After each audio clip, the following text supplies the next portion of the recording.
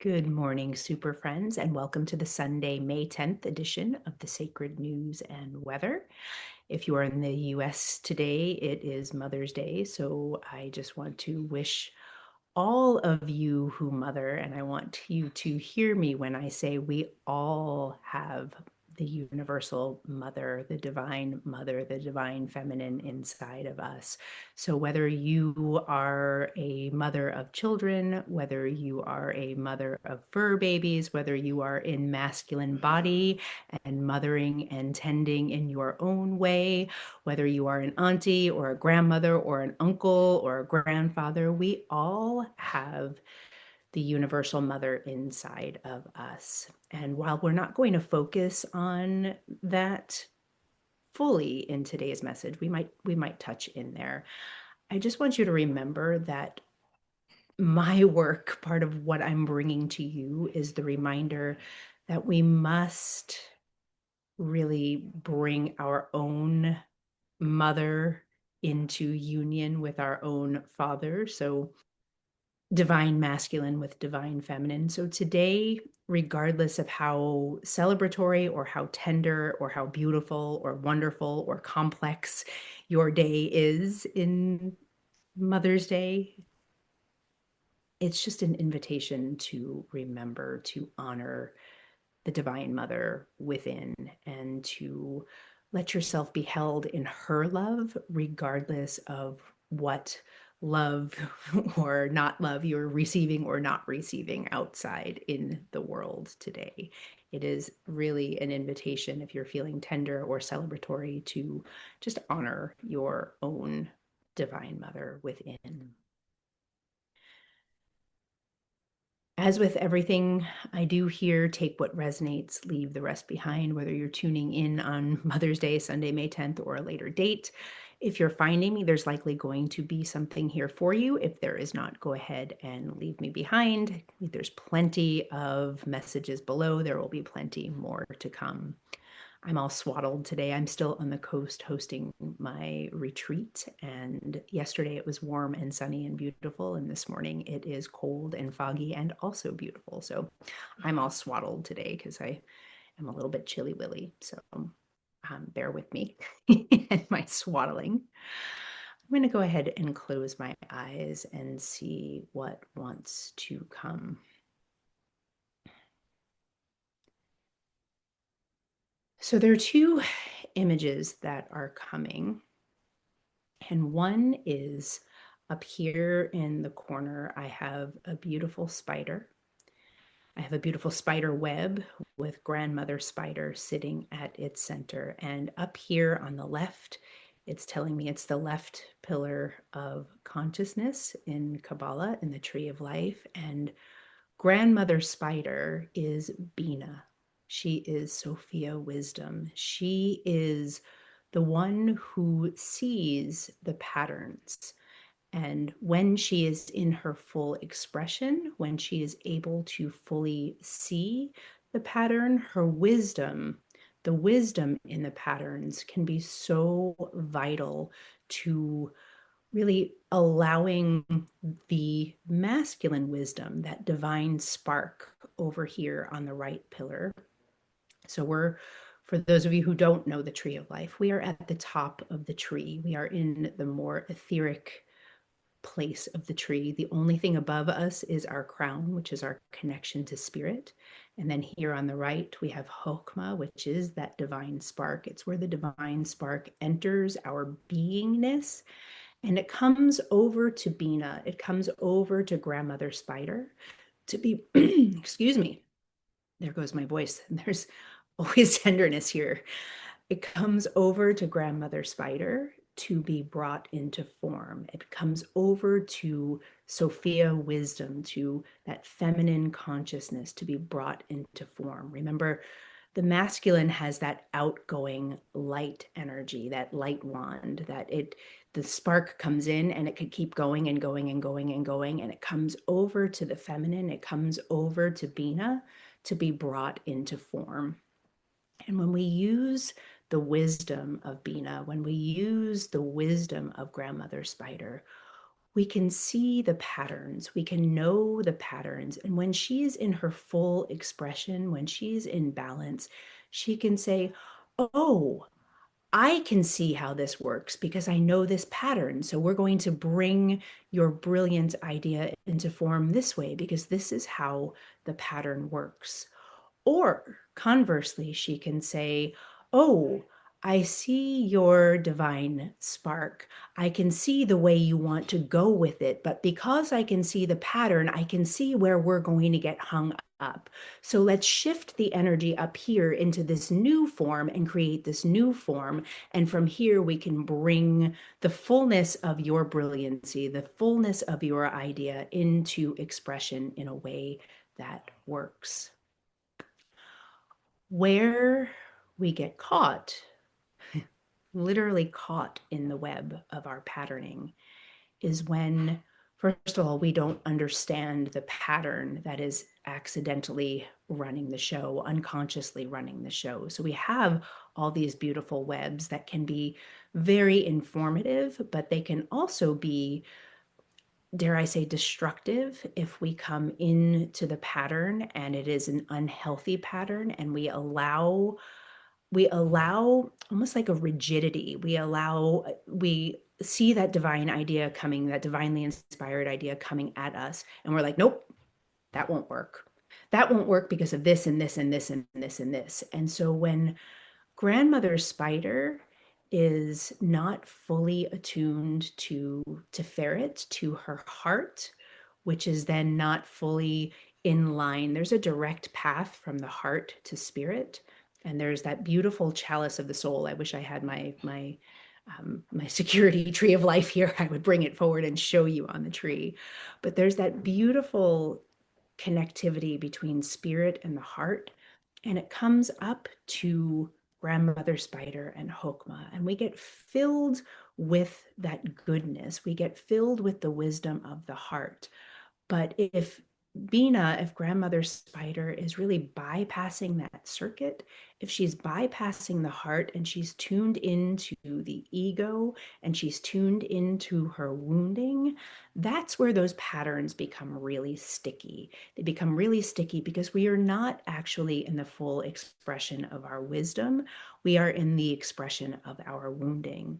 And so sometimes what we think is wisdom, what we think is, oh, I see that pattern, and nope, I'm not going to do that. I'm not going to allow this beautiful divine spark of wisdom to unfold because I'm going to stop it here because I know what's going to happen. If you are feeling that, I want to invite you to attune yourself to your heart and to attune yourself to spirit and see if that's really the truth, or if you might be tuned into your ego, which is not necessarily a bad thing if your ego is being healthfully expressed, but if your ego is tuned into your wounding, if your sacral chakra is attuned to your wounding and not to your heart space, that is where you're going to cut yourself off from your own divine inspiration, from the very brilliance of what wants to come through for you. Your old patterning might stop you from the full expression of what you want to bring into the world, whether it is your next expression of creativity, whether it's your next expression of love, whether it is your next expression of your work in the world, whatever it is. Don't let grandmother spider get caught in her rigidness, in her like curmudgeony self. Let her be in her full Sophia wisdom here. I could leave us here because that does in some ways feel like plenty, but there's something that wants to be expressed here. It came forward in meditation yesterday. Yes, for my client, yes, for the container that I was holding, but I always know, I can feel where something is so universal. And so I want to bring it forward because I also feel like it's related to the wounding that we're getting stuck in here at Grandmother Spider, here at the full expression of what's possible for us. So I was feeling into the energy of the container that I was holding. But of course, again, all of your energy comes in here and all of the energy of what you are experiencing. It's all here for me when I'm seeing energy in the way that I do. And what I felt in my very physical body was a knife in our back hearts. Now, this might be from wounding in this lifetime. It might be wounding from wounding in past lifetimes. It might be the full expression of all of our cellular lives being held with this knife in our back heart. It was, I'll tell you, it was, between what one of my dear ones would call the angel bones, between the angel bones, but a little to the right and a little low. So kind of right under our right scapula is where I was feeling that knife. But the curious thing about it was that we were holding it not fully as a knife of betrayal in our back heart, but it is so old and so familiar that we actually had it swaddled in sheepskin and leather, and we were holding it like a native might hold a baby in a papoose. It felt so protected and so held, almost like, look at my beautiful baby. Look at my beautiful baby. Look at my beautiful baby. Look at her. Look at him. Isn't he beautiful? And it was held in so much protection and so much tenderness that we were carrying it around as if we were holding a small child and being proud of the baby, but also like really going through our work in the world, believing we were carrying this tender baby when really we were walking around with a knife in our backs. And so I could feel where that knife needed to be removed. And I could feel the no, don't do it, don't take it out. It was almost like, first of all, I'm protecting it. And if you remove my baby, you're going to be stealing my baby. There was that energy. There was also the energy of what I know from 20 years of nursing, and particularly on a helicopter, which is if you come across someone who has a knife in their back or any part of their body or any foreign object, the last thing you want to do is remove it, because if you remove it and they're okay with it in them, if you remove it, they might die. And so it very much had that energy as well. But I knew that I was supposed to remove it because I knew that we were going to be stuck in that old pattern of expression. We were going to be stuck in the rigidity of, nope, that will never work. Nope, this will never work. Nope, this will never work, because of that knife in our backs. And so I'm going to share with you what happened when I removed that knife, because I did. And maybe you're feeling it now, maybe you're feeling it, time and space are bendy and they're funny. So however you're receiving this, just allow yourself to receive it. Don't bother with timelines right now. When I removed that knife, first of all, I unswaddled and I released the swaddling and I placed the sheepskin and the leathers beneath to catch what I thought was going to be the flow of whatever it was that needed to pour out from this wound. And the interesting thing is that the wound was so old that when I removed the knife, what escaped was like the cosmic scream of a banshee. It was like it blew my eardrums off. It blew, if you could imagine, like the feeling was my hair was being blown back, my face was being drawn back, my ears thought they were going to explode, my head thought it was going to explode because it was so piercing, and it just exited. And when it was released. There was no other outflow. There was no outpouring of blood. Everything was actually already healed. And what I was invited to do was bring love, universal love. I was invited to expand the opening, almost as if I was opening a womb, as if a child were being birthed, and I was meant to be the midwife of this birth. And I helped to open this space and pour in universal love into that back heart. And it came down and it ended up filling our sacral womb space. And whether you're a man or a woman or identify as masculine or feminine or somewhere in between, we all have womb space in our bodies.